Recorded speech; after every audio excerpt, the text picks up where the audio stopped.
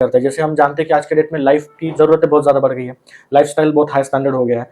Normal level पे भी हमारे लाइफ में बहुत ज़्यादा स्ट्रेस लेवल रहता है, लेकिन ये स्ट्रेस लेवल के बाद जो हमें सिम्पटम्स दिखते हैं, उसको हम एक रूटीन पार्ट कंसीडर कर लेते हैं। हुँ। तो कोई भी पेरेंट्स हो या आम इंसान हो, जो उसको स्ट्रेसफुल लाइफ में एक्चुअली स्ट्रेसफुल लाइफ के रूटीन्स क्या है और एक मानसिक बीमारी के रूटीन्स क्या है, उसको कैसे पता चलेगा कि ये रूटीन का पार्ट नहीं है, ये कहीं पे मुझे मानसिक बीमारी या फिर मेंटल इलनेस की तरफ लेके जा रही है, ये कैसे जान सकते हैं? ये आपने बिल्कुल सही क्वेश्चन पूछा क्योंकि इन सब की जड़ तो वही है। जब पेरेंट्स ठीक हैं तो बच्चा ऑब्वियसली ठीक होगा क्योंकि वही ऑब्जर्वेशन में मिलेगा। अगर पेरेंट्स में चिड़चिड़ है, स्ट्रेस बना रहता है क्योंकि आजकल रोल्स बढ़ गए हैं, जरूरतें बढ़ गई हैं, दोनों को अर्न करना पड़ता है ताकि अच्छी नॉर्मल बेसिक लाइफस्टाइल दे पाए, तो वो टाइम का उनका इश्यूज है। ओके। सेकंड चीज है उसमें बैलेंस और डिवाइड ऑफ वर्क होना बहुत जरूरी है। अगर एक पर ही बहुत लोड आता है, जैसे अगर यूजुअली हमारे इंडिया में देखें, वुमन पर ही घर का, बच्चे का, खाना बनाने का, उसको टेक केयर करने का, उसको एजुकेशन ग्रूम करने का लोड है, तो obviously she is going to feel helpless and she used to have frustration, anger issues that already comes outside and that a child observes and gets it part of a normal behavior. तो उनमें भी बीच में yoga sessions at least weekly, जैसे अगर आप corporate lifestyle बोलो या बाकी, तो सैटरडे संडे अगर आप ऑफ हैं तो आपको एक योगा या फिर डांसिंग क्लासेस का एक सेशन लेना या सिंगिंग का एक सेशन लेना, ये रूटीन पार्ट में, या एवरीडे 15 मिनट्स का मी टाइम होना बहुत जरूरी है। किसी को टेरेस टाइम जाना, किसी को 20 मिनट्स सिर्फ और सिर्फ अकेले वॉक करना without any social media with you, without any mobile phone. जब आप ये खुद प्रैक्टिस करेंगे 20 मिनट्स, ये सब आपने बच्चे प्लान करने के पहले डर करना है। अगर आप में ये चेंजेस आ गए हैं तो उसको जेनेटिक्स भी अच्छा ही मिलेगा। तो इनहेरिटेंट प्रॉपर्टीज एंड ऑब्जर्वेशनल दोनों।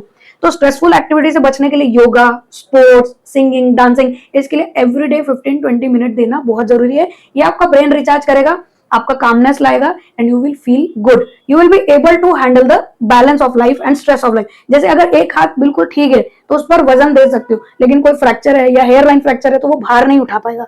लॉन्ग रन ऑफ लाइफ के लिए आपको रोज yoga, meditation, singing, thinking of good things या पॉजिटिव कोट्स के रोज पर प्रैक्टिस करना, कोई स्पिरिचुअलिटी में रोज भगवत गीता पढ़ता है वो भी अच्छा है, इसका टच छूटना नहीं चाहिए। कॉमेडी सीरियल्स देखना 15-20 मिनट्स, तो ये सेल्फ और मी टाइम रखना बहुत जरूरी है। साइंस अगर आपको पता चलते हैं कि मेरी चिड़चिड़, गुस्सा या मेरे किसी बिहेवियर या किसी थॉट प्रोसेस जो एक्सेस हो रहा है, जिसकी वजह से मेरी सोशल लाइफ, पर्सनल लाइफ या जॉब पर प्रॉब्लम्स आ रहे हैं, that gives a very warning signal and अर्ज कि आपको मेंटल हेल्थ एक्सपर्ट की जरूरत है। फॉर एग्जाम्पल, अगर मेरी चिड़चिड़ एक्सेस होने की वजह से मेरा भूख नहीं लग रही है, रात को नींद नहीं आ रही है, दूसरे दिन मेरी वर्क लाइफ हैम्पर हो रही है, वहां से कंप्लेंट्स आ रही है, इट इज रॉन्ग। ये एक बार हो रहा है, 2 बार हो रहा है, हफ्ते में कई बार हो रहा है, more than 50% of the times, ये लगभग 15 डेज से ऊपर हो रहा है, आपके कॉन्फिडेंस लेवल लो चला गया, आपका परफॉर्मेंस नीचे जा रहा है, this gives a very good sign या important sign कि now you need a mental health expert. More than 15 days is a considerate period कि जब आपको ये सिम्टम्स हैं, आपको लग रहा है कि अब मैं कुछ नहीं कर पा रहा, हेल्पलेसनेस, होपलेसनेस, वर्थलेसनेस आ रहा है, एंग्जाइटी इतनी ज्यादा है कि आप जिस बात में नहीं भी वरी करनी चाहिए आप वरी कर देते हैं, इंपल्सिव एग्रेसिव आउटबर्स्ट हो जाता है, then you go in guilt. ये साइकिल रिपीट हो रही है, ये साइकिल से निकल नहीं पा रहे हो कुछ भी करके, अपने सलाह लेने के बाद, फ्रेंड से सलाह लेने के बाद भी वो आइडियाज वर्क नहीं हो रहे हैं, you should go to mental health expert. इसमें कोई बुरी बात नहीं है, इनफैक्ट ये सबसे समझदारी की बात है कि आप अपनी हेल्प मांग रहे हो, ये ब्रेन वाइज है, इसमें ईगो की या कोई भी शर्मिंदगी की बात नहीं है। कल अगर चलकर मुझे भी जरूरत पड़ी, I will go to my senior कि सर मुझे ये दिक्कत हो रही है, ये सिम्टम्स है, या आप मुझे हेल्प कर दीजिए।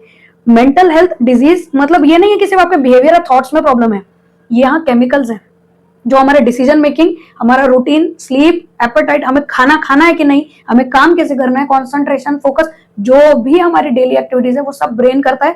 ब्रेन को कंट्रोल करते हैं chemical balance, serotonin, dopamine etcetera. तो सेरोटोनिन, डोपामिन का बैलेंस है तो you will be able to handle the stress and go out and work. जब ये इम्बैलेंस हो जाएगा, इसकी कमतरता आएगी या एक्सेस हो जाएगा, you need to have medicine, you need to have counselling, supportive therapy, family help की जरूरत है। बाकी सब मिला के आप जल्दी से जल्दी इस डिजीज को ठीक करें ताकि आपका लॉन्ग रन अच्छा हो। जितना लेट आप इग्नोर करेंगे, ये ब्रेन डैमेज बढ़ेगा और इसके कॉन्सिक्वेंसेस अच्छे नहीं होंगे। राइट। तो जैसे आपने अभी बोला कि हमारा एक सोशल नेचर रहता है, हम हेल्प कर सकते हैं, हेल्प मांग सकते हैं, लेकिन जब तक किसी चीज़ का हमको मतलब हम बोलेंगे नहीं सामने से आके कि हमें ये तकलीफ है, उस चीज़ का सोल्यूशन नहीं मिल सकता। तो किसी भी चीज़ का सोल्यूशन पाने के लिए पहले हमको तकलीफ बतानी पड़ेगी, हेल्प मांगनी पड़ेगी, तो 100% ये क्योरेबल है और इसका इलाज भी हो सकता है। ये बहुत अच्छी बात है।